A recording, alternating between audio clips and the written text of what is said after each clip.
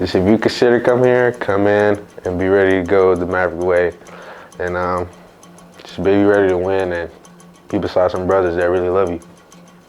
If you want to come to Mankato, man, I say if you want to come win some games and if you want to be really a part of like a real brotherhood, and come here. Like that's what we offer. Like it's a family program. If you want to have some brothers and just go out and ball and have fun, then this is a place to be, for real. It checks off a lot of boxes of potential student athletes to experience college, but also at a very high level and play football for a program that is going to give you a lot of tools to kind of develop as a person. And I think this place, it develops young men at a very high rate. If you just want like a family atmosphere of a team, like I don't think there's a school better in Mankato in all three of those areas. Being a transfer that came here, I was welcomed to the team with open arms right away. There's no real clickiness to the team, and the best part about Mankato is everybody just wants to win, so everything you're doing, it's to put you in the best position possible to be successful. I'd say there's not a better place to go. Ever since I've got here, I've loved the community, loved the town. They 100% get behind you. It's a nice small town feeling with all the things you could want in the town. The college is awesome. My advisors and professors have been really helpful. The class sizes aren't huge, so I mean you get a lot of one-on-one time with your professor, and then from the football aspect, it's a dominant program that's going to push you to be the best. There's going to be competition. You're not going to walk in here and just be a starter, but I think that's what makes everyone here great, is the competition.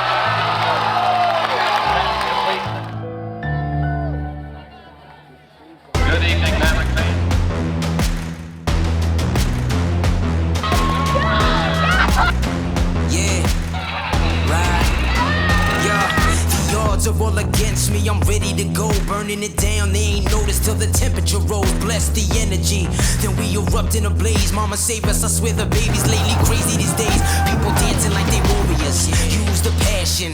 I got my head in the clouds, intergalactic. I'm on a venomous prowl, ready to snatch it. Are you prepared for it? Then let it happen. Rise up now, rise up now. All my people, where you at? Rise up now. Yeah, let's go, let's up. One time, go get it, it's yours. Let's shine, come on. Yeah, let's go, raise up, that's right. Roll with it, it's yours. Let's shine, come on. Yeah, cause we warriors. Yeah, cause we warriors. Yeah, let's go, let's up. One time, go get it, it's yours. Let's shine, come on. $30. There's nothing to say, oh God, nothing to say. I ain't have words, I erupted in thunder and rain. If your man's strong, then why come you running away? It's just a game, but nobody coming to play. Alright, I got this, watch out, I got this, boy. Raise up, max out, then blast the noise. A perpetual dream shattered by exceptional thieves. Forget what you think, live for you, rest in peace, bless. Let's go.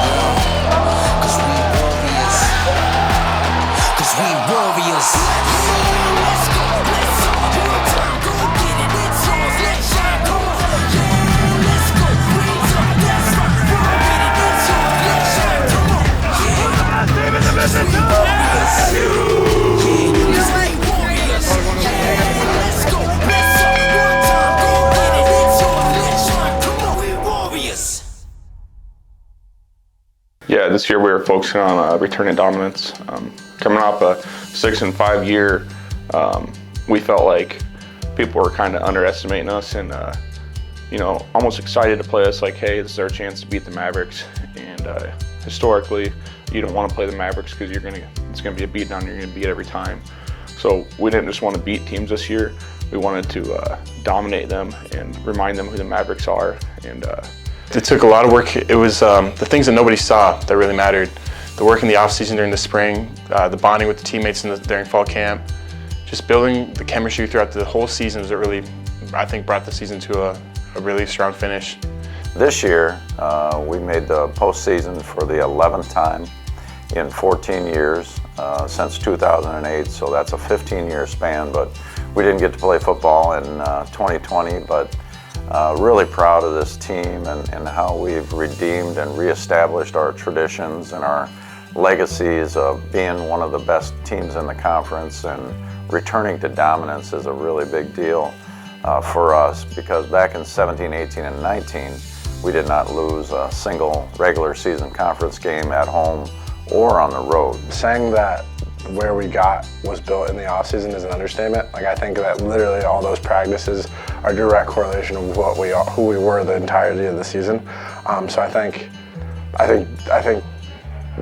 being a part of that grind and that work in the offseason really felt that was what built our return to dominance. Like, it was you really felt like you did it step by step. Like, we didn't cheat the grind, we didn't cheat the process whatsoever. It was piece by piece by piece we got there. My first couple years here, 17, 18, 19, we were conference champs those 3 years in a row. Didn't have a season in 20. 21, we took a step back. So then the whole goal this offseason was to, return to dominance, to get back to, being the top dogs in the conference.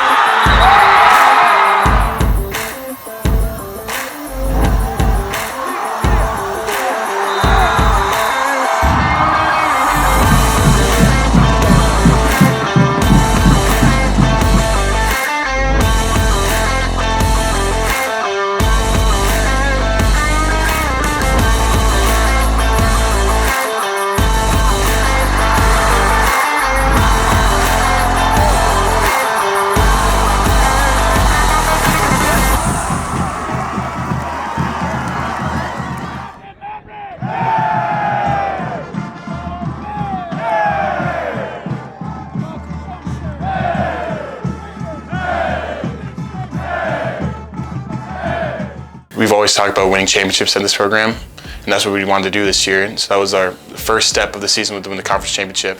And we had our goals on much higher things than just that.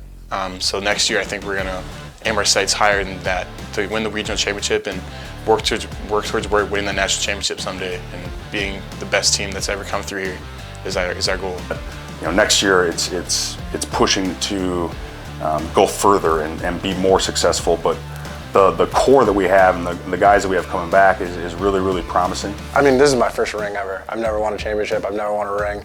So obviously, like, in the moment, I'm like, this is extremely exciting. But even just now, I'm like, that's amazing, but I want to go do it again. Like, I want to go do it even further. I want to go win another championship. Like, I want to go win, like, yeah, I just want to go do more. And I think it's like, and for the funny thing is, like, it has nothing to do, because we have our meetings, obviously, and we set goals and things like that, but, like, none of my goals have to do with anything personal. Like, I could care less on whether or not, like, I get some stat or, like, that I'm first, whatever. Like, I just want to go win. Like, and I want to all do it in a great team and feel like the camaraderie that we felt towards the end of the season, where we were all just playing genuinely for each other.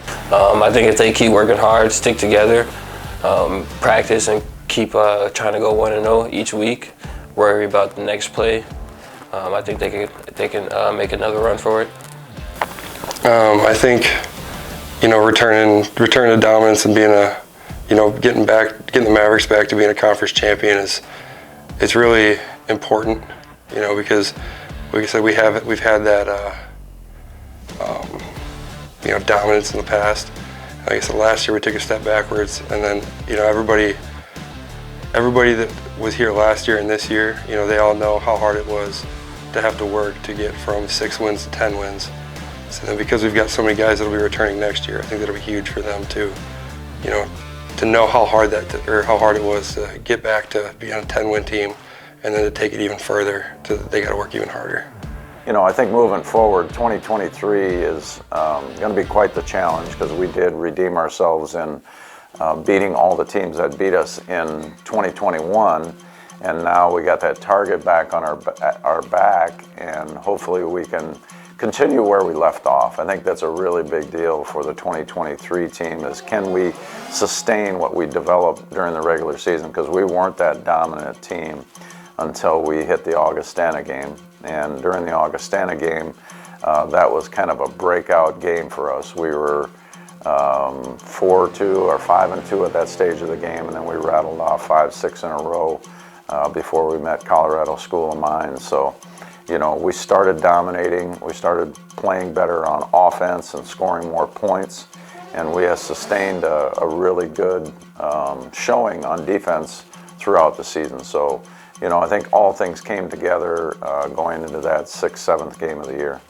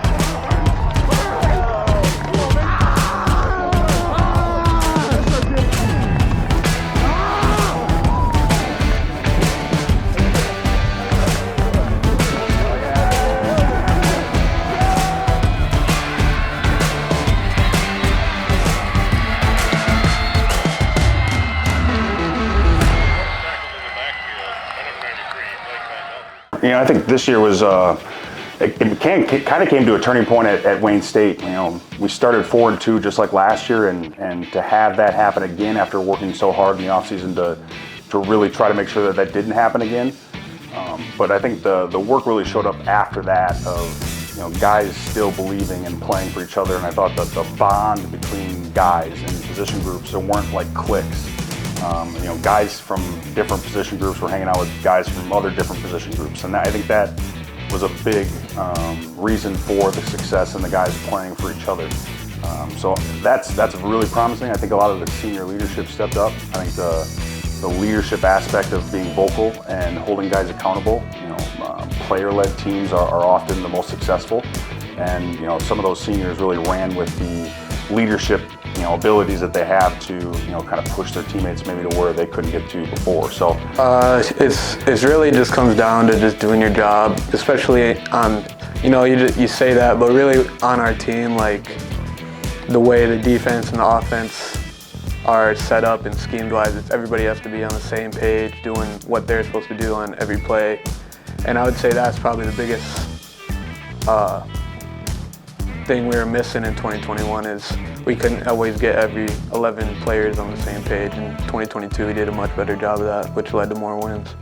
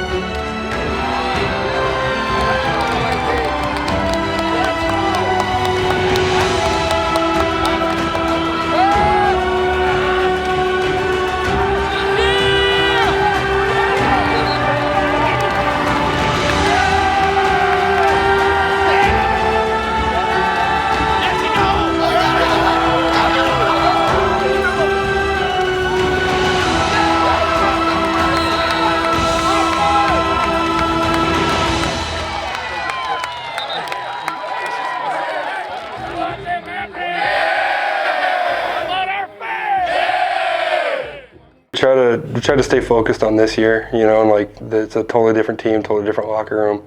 So we're trying to stay focused on like what we were doing this year, you know, and what we had to do to win. But, you know, it was always kind of in the back of, you know, the guys that return, up back of our minds that, you know, they got us last year, you know, this is our chance to get them back this year. And then with me being a senior, it was especially, you know, important. I was thinking that, you know, we gotta get these guys back after last season. Really, just the hard work you put in the off season is what determines your wins and losses. It's easy to look back and look at this season, but you got to remember what we did in the off season. Really, just what you put in is what you're going to get out. Just the buy-in and the brotherhood coming together every day throughout the off season and during the season. 2022 season, you know, was definitely a season that we wanted to redeem ourselves as a football program. 2019, we made a run to the national championship game in McKinney, Texas, and obviously that's a place that we always want to go back to. But I think we had to take a step back and refocus on who we are and what our identity is. And